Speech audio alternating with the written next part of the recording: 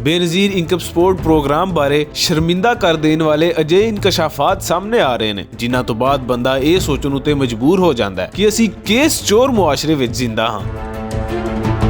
ਪਿਛਲੇ ਦਿਨਾਂ Benazir income support ਦੀ chairperson Sania Nishtar ਹੋਰਾਂ ਦੱਸਿਆ ਕਿ ਬਹੁਤ ਸਾਰੇ ਸਰਕਾਰੀ ਅਫਸਰ ਵਾਫਰ ਵਸਾਇਲ ਦੇ ਬਾਵਜੂਦ ਗਰੀਬਾਂ ਦਾ ਇਹ ਮਾਲ ਖਾ ਰਹੇ ਸਨ। इन क्राइटेरिया के अलावा हुकूमत पाकिस्तान ने ये फैसला किया है कि जो गवर्नमेंट एम्प्लॉयज़ हैं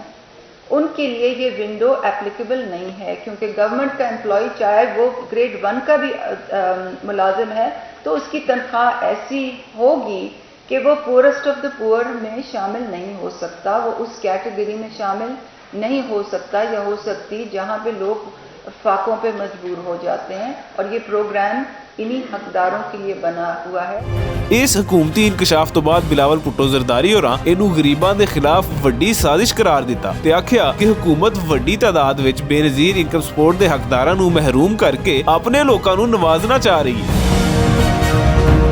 ਹੁਣ ਉਹਨਾਂ ਬਦਬਖਤਾਂ ਦੇ ਨਾਂ ਸਾਹਮਣੇ ਆ ਰਹੇ ਨੇ ਜਿਹੜੇ ਕਰੋੜਪਤੀ ਹੋਣ ਦੇ ਬਾਵਜੂਦ ਯਤੀਮਾਂ ਤੇ ਮਸਕੀਨਾਂ ਦਾ ਮਾਲ ਖਾਂਦੇ ਰਹੇ। ਇਹਨਾਂ ਬਦਬਖਤਾਂ ਦੇ ਖਿਲਾਫ ਹਕੂਮਤ ਨੂੰ ਵਾਜ਼ਿਹ ਪਾਲਿਸੀ ਇਖਤਿਆਰ ਕਰਕੇ ਨਾ ਸਿਰਫ ਸਖਤ ਕਾਰਵਾਈ ਕਰਨੀ ਚਾਹੀਦੀ ਹੈ ਬਲਕਿ ਇਹਨਾਂ ਮਕਰੂਹ ਕਿਰਦਾਰਾਂ ਦੀਆਂ ਤਸਵੀਰਾਂ ਜਾਰੀ ਕਰਕੇ ਨਿਸ਼ਾਨੇ ਇਬਰਤ ਬਣਾਉਣਾ ਚਾਹੀਦਾ ਤਾਂ ਜੇ ਆਇੰਦਾ ਕਿਸੇ ਨੂੰ ਮਾੜਿਆਂ ਦਾ ਹੱਕ ਖਾਣ ਦੀ ਜੁਰਤ ਨਾ ਹੋਏ।